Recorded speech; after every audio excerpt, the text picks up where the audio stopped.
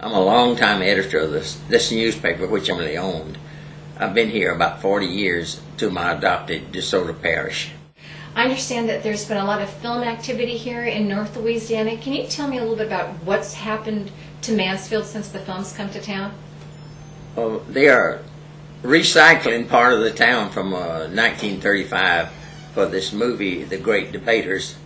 They're trying to make it look like East Texas, which they're doing a good job.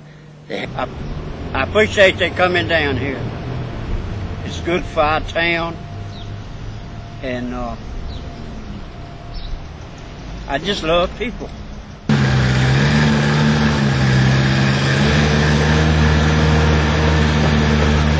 I'm Phil. I'm the lead man. I'm from Dripping Springs, Texas. This is the first job I've done here. It's been good. Good people. How'd they find you? I have no idea. But you're here nonetheless. The decorator called me. And, Good morning, NOLA.com. Where are you from? New Orleans, New Orleans.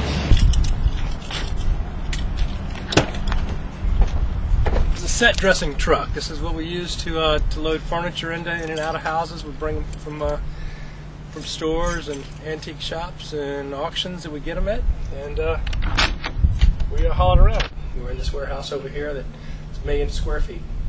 To me, if I have people standing around waiting for a piece of equipment, it's costing the company money and costing me time.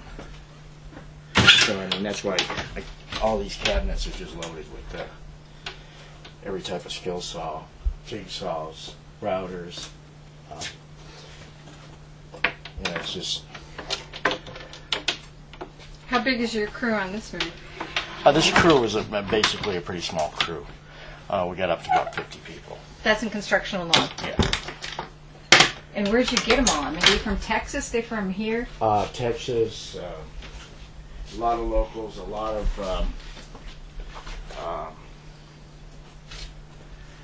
guys, that were just hired off the street. Got some out of New Orleans. Mm-hmm. Yeah. It's I carry the labor tools, the electrical, everything we need. And then I always carry enough nuts and bolts to get us started. So you carry these from Los Angeles with you, all these nuts? Yeah, these stay on the trailer all the time. Who's in charge of refurbishing all this equipment? I have a guy on each trailer that takes care of that. When they sign the stuff out, if they use a box of screws, we buy a box of screws. Everything in there is from 36 and before. Televisions, with furniture, pictures. So every set, every picture, every car, everything has to be before 1930. This is the set dressing gold room. This is it's where we keep all our product placement and all our really expensive stuff, 57-inch flat screen TVs and stuff like that.